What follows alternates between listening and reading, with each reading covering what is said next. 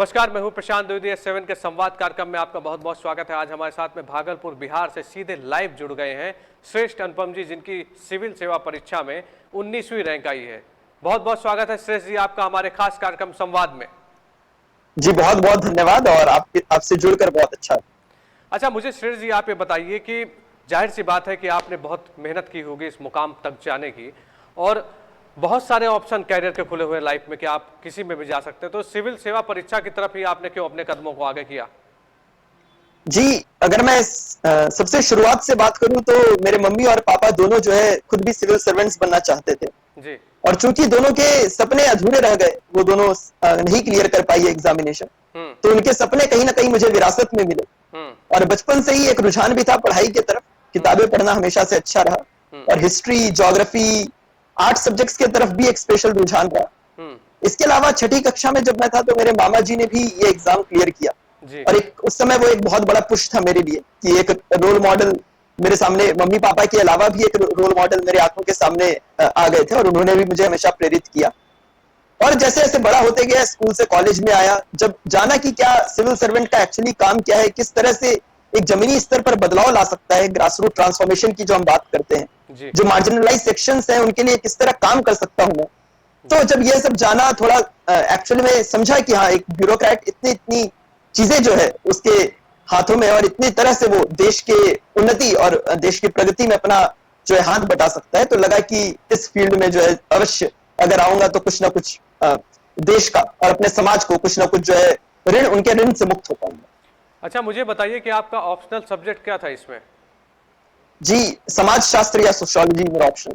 अच्छा, बहुत बढ़िया। अभी आपने कहा कि ग्राउंड में काम करने की बात कही। अगर आप, जाहिर सी बात है कि आपकी 19वीं रैंक है तो आप कहीं ना कहीं के जिला अधिकारी बनेंगे, तो मुझे बताइए कि एक बहुत बड़ा दबाव होता है, राजनीतिक दबाव, जब आप सीट पर बैठते हैं और आपको जस्टिफाई करना होता है कि बहुत सारी समस्याएं हैं और आपके पास में फ़ोन आ जाता है कि नहीं ऐसे ऐसे करना है, तो जाहिर सी बात है कि आप तैयार हो गए होंगे, क्योंकि इसी समाज में आप भी रहते हैं और आप बिहार में हैं इस समय, तो आपने इस तरह बहुत कुछ देखा होगा। तो क्या सोचते हैं आप, अगर आपके पास में ऐसा कुछ होता तो पहले से आपने क्या सोच रखा है? मुझे समझना है इस बात को आपसे। जी, देखिए, मैं ऐसा मानता हूं कि एक एज अ ब्यूरोक्रेट जो सबसे प्रथम अगर मैं बोलूं एलिजियंस जो है हमारा, जो हमारा दायित्व है वो है कि हम देश का जो कॉन्स्टिट्यूशन है, जो कानून है, उसको फॉलो करें और देश का जो हित है उसको सबसे सर्वोपरि रखें। तो मैं मानता हूं कि यही मेरा मूल मंत्र रहेगा कि मैं देश के हित को और जो देश के कानून, जो कॉन्स्टिट्यूशन है हमारा, उसको सर्वोपरि रखूं। और पॉलिटिकल एग्जीक्यूटिव जो है, और देखिए जो ब्यूरोक्रेसी है और जो पॉलिटिकल एग्जीक्यूटिव है, दोनों साथ में काम करें तभी देश जो है आगे प्रगति कर सकता है। और मैं हर संभव प्रयास करूंगा कि जितना भी हो सके अपने तरफ से मैं हाथ बटा पाऊं, जो हमारे देश के माननीय मंत्री लोग हैं, जितने भी चुने हुए लोगों के रिप्रेजेंटेटिव हैं, उनका हाथ बटा पाऊं और कहीं ना कहीं जो देश का कानून है उसे सर्वोपरि मानकर उसका पालन। तो यही मूल मंत्र रहेगा मेरा और इसी को पालन करते हुए मैं अपना कर्तव्य का जो है पालन करूंगा। चलिए देखिए, अगर पूरे देश में देखिए कोरोना वायरस जैसी एक बीमारी आती है और पूरे विश्व को उसने परेशान कर रखा है, भारत में भी 3 महीने का लॉकडाउन होता, संपूर्ण लॉकडाउन जिसे हम कर्फ्यू कहते हैं, लगाया गया। और अभी हम तो तैयार हो गए। भारत के प्रधानमंत्री ने 15 अगस्त के दिन मंच पर से साफ कहा कि भारत जो है वो तैयार है। अभी इस समय हम लोग पीपीई किट भी बना रहे हैं, हम लोग मास्क भी बना रहे हैं, पर्याप्त मात्रा में हमारे पास सामान भी मौजूद है और हम सप्लाई भी कर रहे हैं।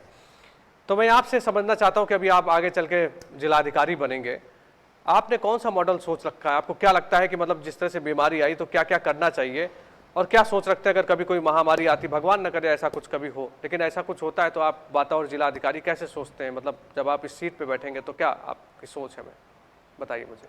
जी, मेरे हिसाब से जो हमारे देश ने जिस तरह कोविड-19 से टैकल किया है, तो उससे काफी सारे लेसन्स हैं सीखने के लिए। एक जिलाधिकारी भी अगर मैं बनूंगा तो बहुत जगह पे बहुत अच्छे अच्छे काम हुए जिनको इम्प्लीमेंट किया जा सकता है। तो अगर मैं एक मॉडल की बात करूं तो देखिए, सबसे पहले ये आवश्यक है कि जहां पे बहुत तेजी से जो संक्रमण फैल रहा है, क्योंकि ये देखिए कोरोना वायरस या कोई भी ऐसी बीमारी जो संक्रमण से फैले, तो उसमें सबसे इंपॉर्टेंट स्टेप जो होता है वो होता है कंटेनमेंट, जो कि जैसे हमने यहाँ पर संपूर्ण लॉकडाउन जो लगाया था, तो वो एक कंटेनमेंट स्ट्रेटेजी थी कि आप रोके उसका फैलना, उसके फैलने को रोके, क्योंकि लोग जितना ज्यादा बाहर निकलेंगे, लोग जितने ज्यादा एक दूसरे से संपर्क में आएंगे, तो उतने ज्यादा जल्दी से वो बीमारी फैलेगी। तो कंटेनमेंट सबसे इंपॉर्टेंट फोकस रहेगा मेरा कि इसको बिल्कुल लोग घर में रहें, बंद रहें, कंटेन रहें। दूसरा जो सबसे महत्वपूर्ण पहलू है और इतना ही अधिक आवश्यक है, वो है कि स्वास्थ्य सुविधाएं जो है वह लोगों को मैं मुहैया करा सकूं। तो जितने भी हॉस्पिटल हैं, जितनी भी दवाइयां हैं, पीपीई किट्स हैं, तो सारे स्वास्थ्य सुविधाएं लोगों के पास मुहैया रहे, उन्हें उचित दामों में, जितने भी रीजनेबल प्राइसेस पे सारी चीजें जो है वो उनके साथ अवेलेबल रहे, कमी ना रहे दवाइयों की, कोई भी वैक्सीन वगैरह की। और अगर तीसरी चीज की बात करूं तो कहीं ना कहीं एक रिहैबिलिटेशन वह भी आवश्यक है। तो जैसे, क्योंकि एक महामारी का जो इफेक्ट है वो महामारी के खत्म होने के बाद तक भी आपको उससे डील करना पड़ता है। तो कहीं ना कहीं एक कम्युनिटी डेवलपमेंट और रिहैबिलिटेशन का भी प्लान जो है वो कहीं ना कहीं हमें देखना होगा कि कैसे इकोनॉमी को वापस ट्रैक पर लाना है, कैसे लोगों के मन में वापस से विश्वास जागृत करना है, और कैसे एक वापस से जो लोगों की जो दिनचर्या थी, जो लोगों का एक नॉर्मल लाइफ रूटीन थी इस महामारी के पहले, कैसे उस पर वापस से हमें उस तक पहुंचना है दोबारा से। देखिए, जाहिर सी बात है सुरेश जी, आप एक मुखिया के तौर पे रहेंगे, जैसे भारत के प्रधानमंत्री हैं, वो पूरी जनता के मुखिया हैं, और जैसे वो कहते हैं कि आप बाजारों में कम जाइए, मास्क लगाइए। कोविड-19 को देखते हुए उन्होंने जो जागरूकता की, उसका कहीं ना कहीं असर जरूर दिखाई पड़ा, पूरे देश के लोगों को दिखाई पड़ा, और इसको लोगों ने फॉलो भी किया। और आप भी जब कहीं जाएंगे तो आप एक मुखिया के तौर पर होंगे, तो आपकी जो कार्यशैली है, आप जो काम करने का जो तरीका है, वो कहीं ना कहीं सकारात्मक होगा, तभी लोग उससे प्रभावित होंगे और आगे भी बढ़ेंगे। खैर सुरेश जी, मुझे ये बताइए कि मैं ये जानना चाहता हूँ आपसे कि आप इस मुकाम पर पहुँचे हैं, तो आपके बचपन की कोई ऐसी घटना जिसने आपको बहुत प्रभावित किया हो? आपने पिताजी और माताजी के बारे में बताया, फिर भी कुछ ऐसा होता है कि जो आपने अपनी आंखों से देखा और आपने सोचा होगा कि नहीं, मुझे इसी ओर एक पूरा दृढ़ संकल्प करके आगे बढ़ना है? कुछ है ऐसा आपके जीवन में जो पीछे बीता हो, आपको कुछ याद हो? जी, जैसा मैंने अपने मामा जी का भी जिक्र किया था कि उन्होंने भी सिविल सर्विसेज की परीक्षा क्लियर की थी, तो उस समय मैं 6ठी कक्षा में था। और देखिए, जो मेरा जो नानी ननिहाल जो है मेरा, तो उस समय बहुत समृद्ध नहीं थे। मेरे नाना जी ने काफी परेशानियां देखी है अपने जीवन काल में। उन्होंने, मेरे मम्मी 7 भाई बहन हैं, और वो सारे ही सब पढ़े लिखे हैं, और बहुत कठिनाइयों और बहुत परेशानियों का सामना कर नाना जी ने सबको पढ़ाया है। तो अपने मामा जी के जो पूरा तैयारी का जो फेज रहा है पूरा, उन्होंने शुरू में ट्यूशन भी पढ़ाया। उन्होंने अपने खर्चा चलाने के लिए, जब वो दिल्ली में तैयारी कर रहे थे, तो उन्होंने स्टेट की परीक्षा निकाली, जिससे कि कुछ पैसे आ सके, जिससे वो तैयारी कर सके। वो दिल्ली में रहकर उन्होंने एक न्यूज़पेपर का भी संपादन चालू किया था। तो उनकी जीवन से बहुत प्रेरणा लेता हूँ, क्योंकि एक्चुअल में जो बोलते हैं कि कष्ट सहकर उन्होंने जो परीक्षा निकाला, और उन्होंने जिस तरीके से गरीबी का सामना किया, जिस तरीके से, उसके बाद बावजूद वो इस मुकाम पर हैं, तो कहीं ना कहीं उस चीज ने मुझे बहुत प्रेरित किया था जब वो सफल हुए थे। बिल्कुल ठीक बात है, और जाहिर सी बात, अगर आपके आसपास कुछ ऐसी चीज़ें होती हैं जो पॉजिटिविटी को और लेके जाती हैं, तो कहीं ना कहीं प्रभावित करती हैं, और उन्हीं को लोग जो है वो अपना आइडियल मान के आगे बढ़ते हैं, ऐसा मैं समझता हूँ। बिल्कुल। अच्छा, मुझे ये बताइए, आपकी अभी हम लोगों ने इतनी बातें की हैं, जाहिर सी बात है, अब मुझे आप ये बताइए कि अगर आप बतौर जिला अधिकारी बनेंगे ही, तो जो जो केंद्र सरकार की योजनाएं हैं, अगर आप देखिए तो धरातल पर बहुत सारी समस्याएं होती, नहीं पहुंच पाती हैं, मतलब उसको कैसे खत्म करेंगे? क्या प्लान है आपका कि जो मूलभूत आवश्यकताएं हैं, जो गरीब जनता की आवश्यकताएं हैं, उनको कैसे पूरा करेंगे?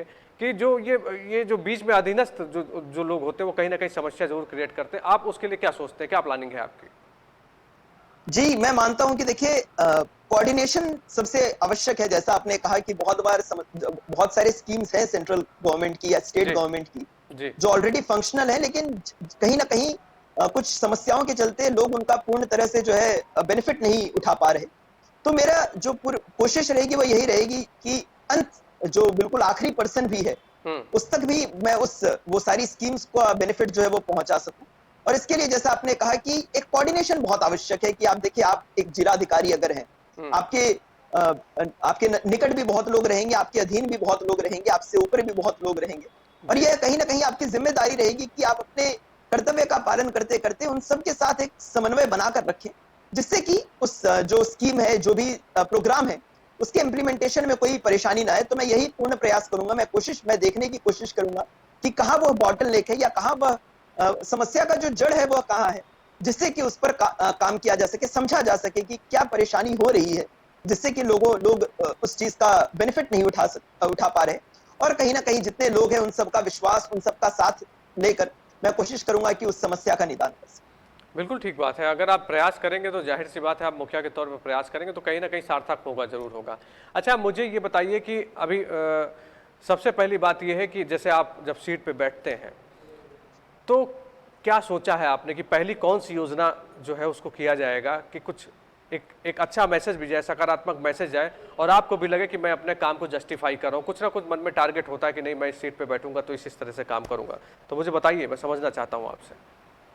जी देखिए, यूं तो एक जिलाधिकारी के तौर पर जो भी स्कीम्स रहेंगी सरकार की, वो सारे को कहीं ना कहीं इम्प्लीमेंट करना मेरी जिम्मेदारी रहेगी। लेकिन जी। फिर भी चूंकि शिक्षा और स्वास्थ्य ये दोनों मैं मानता हूं कि सबसे मूलभूत जो है यह समस्याएं हैं हमारे देश में भी, और कहीं ना कहीं यही सबसे ज्यादा एम्पावरमेंट के भी व्हीकल्स है। अगर मैं बात करूं कि लोग जो है उनका उत्थान कहीं ना कहीं शिक्षा और स्वास्थ्य इन दोनों पर बहुत ज्यादा जो जी। है टिका हुआ है।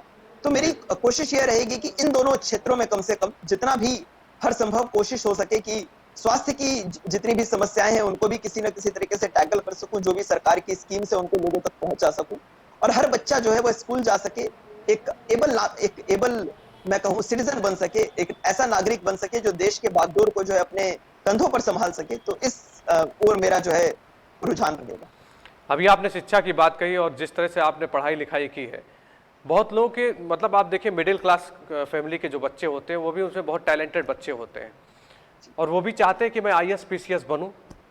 लेकिन जो सबसे बड़ी समस्या होती है, उनको लगता है कि दिल्ली में जाके पढ़ेंगे, क्या क्या संघर्ष करने पड़ेंगे। सबसे बड़ी बात रहने की समस्या है, खाने की समस्या है और पैसे भी नहीं हैं।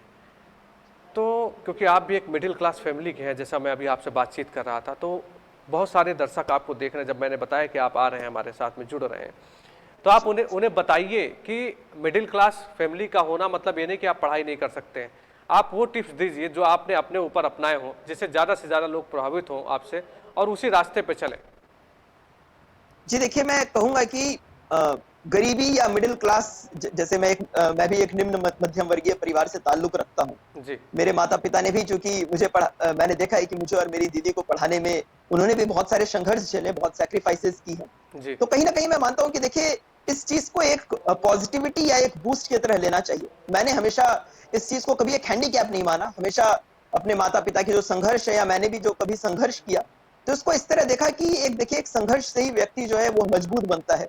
उसमें कहीं ना कहीं जो जूझने की जो क्षमता है वह संघर्ष से ही आती है। तो जितने भी लोग देख रहे हैं, जितने भी लोग, अगर मैं कुछ भी मुझसे अगर सीख पाए, या अगर उनके जीवन में कुछ भी मैं जो है कुछ भला कर सकूं, तो मैं यही एक संदेश देना चाहूंगा कि देखिए इस संघर्ष से भागिए मत। यह संघर्ष ही जो है आपको आगे बढ़ने की हिम्मत देगा। इस संघर्ष से कहीं ना कहीं आप इतने मजबूत बन जाएंगे कि आपको जिंदगी में कुछ भी चुनौती का सामना करना पड़े, हार हो या जीत हो, आप एक सबल तरीके से जो है उसका सामना कर पाइएगा। तो इससे भागिए मत, और इस चुनौती को, इस संघर्ष को कहीं ना कहीं यह मानिए कि आपके जीवन का स्वर्णिम काल जो है इस संघर्ष में ही कहीं ना कहीं लिखा जाएगा। अच्छा, बिल्कुल ठीक बात। आप अपने बारे में बताइए कि किस तरह से आप अपनी तैयारी करते थे, मतलब कुछ अपने काम को बताइए तो लोग उससे से ज़्यादा सीखें कि आप कब कब पढ़ाई करते थे और क्या क्या माध्यम थे आपके पढ़ाई लिखाई करने के। जी जी, मैं मानता हूं कि देखिए जो सबसे इंपॉर्टेंट है कोई भी परीक्षा की तैयारी करते हुए, या इन जनरल भी जब हम पढ़ाई करते हैं, तो सबसे आवश्यक है कि एक रूटीन बेस्ड तैयारी करेंगे। क्योंकि यूपीएससी जैसे परीक्षा में इतने सारे सब्जेक्ट्स पढ़ने होते हैं आपको, इतना वास्ट सिलेबस है कि यह बहुत मुमकिन है कि आप खो जाएं, इतने सोर्सेज अवेलेबल हैं। तो दो चीजें बहुत आवश्यक है। एक कि आपका रूटीन बिल्कुल बना हुआ हो, स्पष्ट हो, जिसे आप फॉलो कर सके। यह रूटीन आपका डेली, मंथली, ईयरली बेसिस तक का बना हो, जिससे एक मैक्रो रूटीन और माइक्रो रूटीन कहता हूं मैं। तो ये दोनों रूटीन्स आपके बने रहे और आप उसे अच्छे से फॉलो कर सके, प्रथम बात तो यह। और दूसरी बात यह है कि आपके सोर्सेज भी कहीं ना कहीं फिक्स हो। क्योंकि एक परीक्षा में इतने सारे सोर्सेज, अगर आप 5 बुक या 10 बुक्स में पढ़ने में चले जाते हैं एक ही चीज के लिए, तो कहीं ना कहीं आप समय व्यर्थ कर रहे हैं और आप रिवाइज भी नहीं कर पा रहे। और इतना जो इन्फॉर्मेशन है, इतना जो ज्ञान है, वो आप अपने दिमाग में संग्रहित नहीं रख पाइएगा जब तक आप उसे रिवाइज नहीं कीजिएगा। तो कहीं ना कहीं मैं मानता हूं कि रूटीन और रिवीजन, ये दोनों ऐसे आर हैं जो आपके परीक्षा को निकालने के लिए सबसे आवश्यक है, और इन दोनों को कहीं ना कहीं एक छात्र को मूल मंत्र मान लेना चाहिए। अच्छा, आप देखिए भारत के प्रधानमंत्री डिजिटल भारत अभियान की बात करते हैं, ठीक है, और उन्होंने पहले से एक, अगर देखा जाए तो पहले एक पौधा लगाया जाता है, फिर धीरे धीरे वो बड़ा होता है।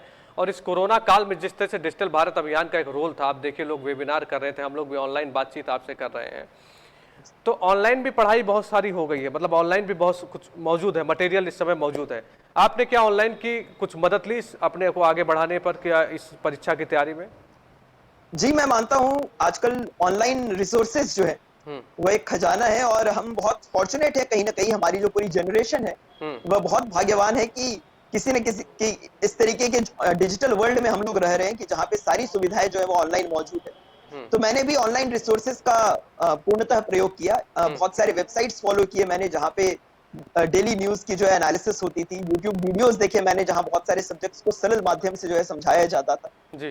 तो कहीं ना कहीं मैं मानता हूँ कि देखिए जो हमारे माननीय प्रधानमंत्री जी हैं उनका जो डिजिटल इंडिया की तरफ जो पुश है, तो कहीं ना कहीं वह बहुत हद तक सार्थक हुआ है और उसमें बहुत पोटेंशियल है कि वो एक एम्पावरमेंट का व्हीकल बन सकता है। जो लोग सुदूर इलाके से आते हैं, रिमोट एरिया से जो आते हैं, जो दिल्ली जाकर तैयारी नहीं कर सकते, तो उनके लिए जो ऑनलाइन फैसिलिटीज है, कहीं ना कहीं वो चीज जो है वो उनको एट पार ला सकती है जो बाकी लोग हैं जो दूसरे जगह तैयारी कर रहे हैं उनके साथ।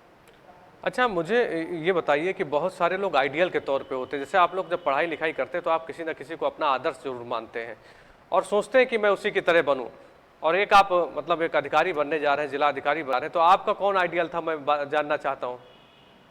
जी, अगर मैं जिलाधिकारी के तौर पर नहीं, अगर एक पर्सन की तरह आइडियल की बात करूं तो एपीजे अब्दुल कलाम साहब मेरे लिए हमेशा से एक आइडियल रहे हैं। उनके उनका जो वर्क लाइफ बैलेंस रहा है, उन्होंने जो शिद्दत दिखाई है एडुकेशन के तरफ, अपने काम के तरफ, जिस तरह उन्होंने हमारा जो पूरा डिफेंस सिस्टम है उसको जिस तरह से उन्होंने पूरा ट्रांसफॉर्म किया है, तो उनके जीवन को मैं बहुत आइडियल मानता हूँ।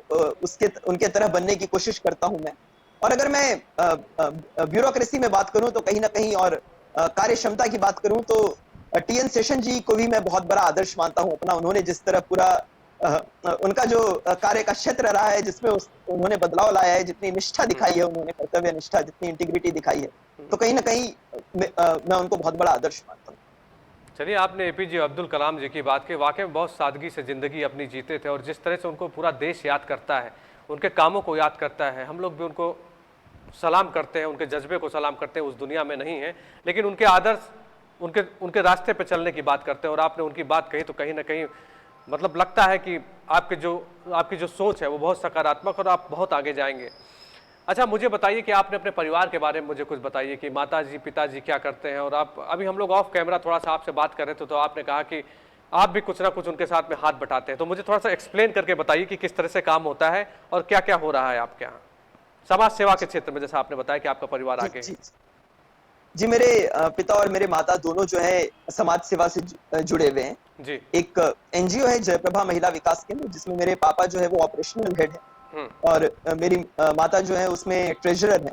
हम्म। तो इस जो ये जो एनजीओ है इसका मेन फोकस जो है वो बच्चों के शिक्षा और डेस्टिट्यूट विमेन जो है उनके अपलिफ्टमेंट पर है। हम्म। और चूंकि बचपन से जब भी स्कूल से थोड़ा समय मिलता था तो पापा मुझे भी ले जाते थे वहां पर अपने साथ। तो पढ़ाने की तरफ जो मेरा रुझान है, मैं मानता हूँ कहीं ना कहीं वहीं से आया है। जो जी। शिक्षा की तरफ जो रुझान है, जब मैंने छोटे बच्चों को देखा कि किस तरह उनके पास पढ़ने की फैसिलिटीज नहीं है, उनको मुफ्त में शिक्षा देना कितना आवश्यक है जिससे कि वो लोग आगे जाकर जो है देश के सबल नागरिक बन सके, जी। तो कहीं ना कहीं इस क्षेत्र में काम किया हुआ है। मम्मी पापा तो बहुत समय से जुड़े हुए हैं, बहुत अधिक काम किया उन्होंने। मैंने भी जब भी मौका मिला है हर संभव प्रयास किया है।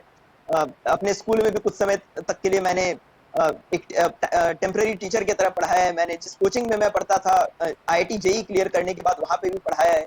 अपने दोस्तों को भी बहुत बार पढ़ाया है। तो शिक्षा की तरफ जो मेरा, मुझे लगता है रुझान है, जो पढ़ाने की तरफ जो रुझान है, वो कहीं ना कहीं वहां से ही आया है। और मैं मानता हूं कि कहीं ना कहीं जो सिविल सर्विसेज की तरफ भी जो मेरा ओरिएंटेशन है, जो समाज सेवा या सामाजिक बदलाव की जो मैं कहीं ना कहीं अपने मन में कल्पना करता हूँ, उसका कहीं ना कहीं मूलभूत जो है वो मूल जो है वो वहीं से आया।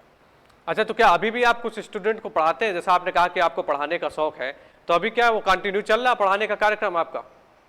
जी, मैं अभी भी जितने भी मेरे जूनियर्स हैं या जो भी लोग अभी, जैसे जब से यूपीएससी की परीक्षा क्लियर हुई है, क्लियर नहीं जब हुई थी उस समय भी जो लोग तैयारी में नए नए आए थे, मेरे दोस्त या मेरे जूनियर्स, तो मैं हर संभव प्रयास करता था कि जो भी मेरा तजुर्बा रहा है, जो कुछ भी मैंने सीखा है, तो वो उनको सिखा पाऊं। अभी भी परीक्षा निकलने के बाद जो है बहुत लोगों ने संपर्क किया है, बहुत लोगों ने जानने की इच्छा जताई है कि किस तरह मैंने तैयारी की। अगर मैं कुछ उनके साथ टिप्स शेयर कर सकूं, कुछ उन्हें बता सकूं, तो कहीं ना कहीं वह जो रुझान जो मेरा रहा है वो कहीं ना कहीं अभी भी जारी है और उस तरफ जो है काम भी अभी भी जारी है। बहुत बढ़िया। और जिस तरह से आप बता रहे हैं, जाहिर सी बात है कि जहां भी आप जाएंगे और डेवलपमेंट भी करेंगे। अच्छा, मुझे एक बात की पीड़ा बहुत होती है, मैं आपसे शेयर करना चाहता हूं, क्योंकि अभी आप नया नया जिला संभालेंगे, अभी आप नई नई जिम्मेदारी के साथ में जाएंगे, तो जाहिर सी बात है आपके अंदर जज्बा भी होगा और आप कुछ ना कुछ अच्छा सोचेंगे। मुझे इस बात की शेष जी पीड़ा होती है कि देखिए, भारत सरकार बहुत सारी योजनाएं चला रहा है। आवासीय योजना चला रहा है, स्वच्छ भारत योजनाएं चला रहा है, कन्याओं के लिए योजनाएं चला रहा है, लेकिन मैंने आपसे कहा ना कि वो जो धरातल पे नहीं पहुंच पाती, हम लोगों के जो हम लोग ग्राउंड जीरो से जो रिपोर्ट लेकर आते हैं, जो हमारी टीम लेके आती है, तो कहीं ना कहीं एक मन में ये बात आती है कि नहीं यार, वो गरीब आदमी है, उसको नहीं मिल पा रहा, और कहीं ना कहीं वो उसके पास छत नहीं होती है।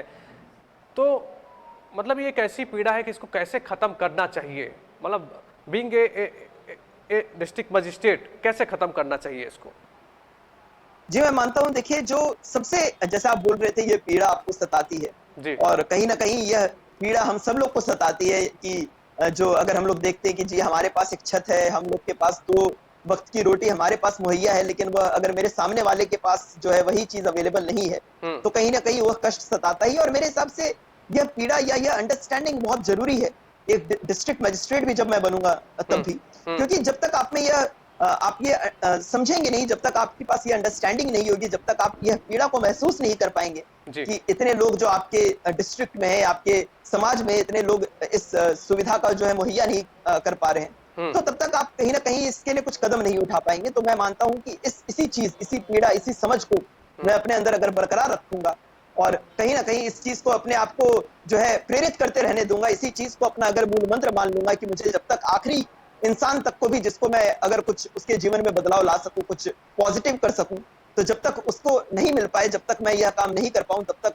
मैं जो है चैन से नहीं बैठूंगा। तो जब तक ये जज्बा रहेगा, मुझे लगता है मेरे अंदर, तब तक कहीं ना कहीं मैं पूर्ण प्रयास करते रहूंगा इस चीज के लिए। और कहीं ना कहीं देखिए, अगर ईश्वर की मर्जी रही और अगर काम में जो है अपना जो संपूर्ण योगदान अगर मैं दे पाया, तो आशा करता हूं कि कुछ ना कुछ सकारात्मक अवश्य निकल कर आएगा। बहुत बढ़िया। मेरा आपसे अंतिम सवाल कि मेरे जो दर्शक हैं उनके लिए क्या संदेश देना चाहते हैं आप? जाहिर सी बात है कि जो तैयारी कर रहे हैं सिविल सेवा परीक्षा की और कहीं उस मुकाम पे नहीं पहुंच पाए हैं, चूक गए हैं, उनके लिए क्या कहेंगे और क्या संदेश है आपका हमारे व्यूअर्स के लिए?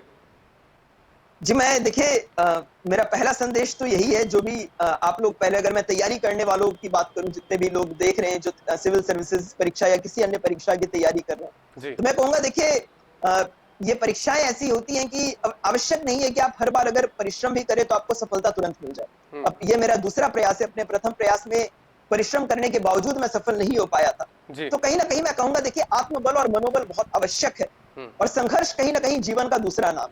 तो संघर्ष होने के बाद भी अपना आत्मबल और मनोबल बनाए रखें, उससे और अपना मनोबल जो है सुदृढ़ रखें। और अगर आप निरंतरता बनाए रखते हैं, अगर आप परिश्रम करते रहेंगे अपने जीवन में, अगर आप एक उद्देश्य लेकर चलेंगे और उस उद्देश्य की तरफ अगर आप अर्जुन की तरह जो है अपनी नजर गड़ाए रखेंगे उस उद्देश्य के लिए, तो कहीं ना कहीं आप अवश्य सफल होंगे।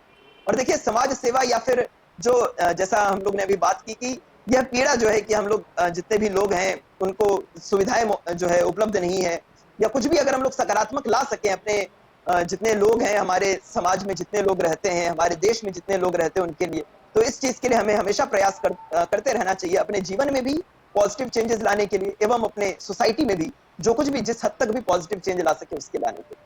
यही मेरा संदेश। चलिए श्रेष्ठ अनुपम जी, बहुत बहुत बधाई और बहुत बहुत शुभकामनाएं। ईश्वर करे कि आप जो भी केंद्र सरकार की योजनाएं हैं उनको धरातल पे पहुंचाइए, और आप जो आपने कहा ना कि पायदान के अंतिम आदमी तक वो योजना पहुंचे, उसको उसका फायदा मिले, इस कार्य में आप ईश्वर करे आप सफल हो और आपके सारे सपने पूरे हो। S7 न्यूज चैनल की आपको बहुत बहुत बधाई। जी बहुत बहुत धन्यवाद, आपसे जुड़कर बहुत अच्छा लगा और आशा करता हूं कि आपकी और मेरी मनोकामना जो है वो अवश्य पूरी। और जब आप बतौर जिला अधिकारी सीट पर बैठेंगे तो फिर S7 न्यूज चैनल आपसे बातचीत करेगा और पूछेगा कि किस तरह से आप काम कर रहे हैं और आपसे बातचीत करेगा। जी अवश्य अवश्य। बहुत बहुत धन्यवाद आपका जुड़ने के लिए। नमस्कार। धन्यवाद, नमस्कार। तो ये थे श्रेष्ठ अनुपम जी, जो सीधे हमारे साथ में भागलपुर बिहार से जुड़ गए थे। मैं आपको बताऊं कि इनकी 19वीं रैंक आई और जिस तरह से जज्बे से काम करने की बात कर रहे हैं, इन्होंने कहा कि पायदान के अंतिम आदमी तक इनकी योजना पहुंचेगी। अगर इस तरह के अधिकारी होंगे तो जरूर शासन प्रशासन सब कुछ चुस्त दुरुस्त होगा और कहीं ना कहीं जो लाभार्थी हैं उनको फायदा भी मिलेगा। S7 के संवाद कार्यक्रम में आपसे फिर होगी मुलाकात। इससे पहले आप सावधान रहिए, मास्क लगाइए, बाजारों में कम जाइए, क्योंकि कोरोना वायरस जैसी बीमारी की अभी कोई दवा नहीं बनी है। इसलिए भारत सरकार और उत्तर प्रदेश सरकार की सारी गाइडलाइंस को आप फॉलो करिए और अपना ध्यान रखिए। अगर आप सुरक्षित रहेंगे तो पूरा समाज सुरक्षित रहेगा। नमस्कार।